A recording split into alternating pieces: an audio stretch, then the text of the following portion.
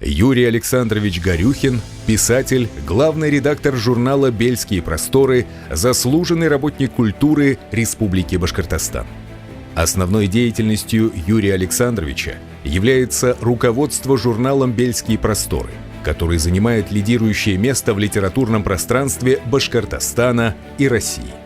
Журнал «Бельские просторы» под руководством Юрия Горюхина получил знак отличия «Золотой фонд прессы», стал лауреатом Всероссийской литературной премии «Традиция» за большой вклад в области перевода на русский язык лучших образцов башкирской литературы, получил почетные грамоты за пропаганду лучших достижений отечественной литературы и укрепление связей братских народов России и за пропаганду художественного наследия и заветов великого писателя Шолохова, специальную всероссийскую премию в номинации «За разработку героического прошлого страны. Рассказ о людях и событиях, прославивших российскую землю» Александр Невский и других.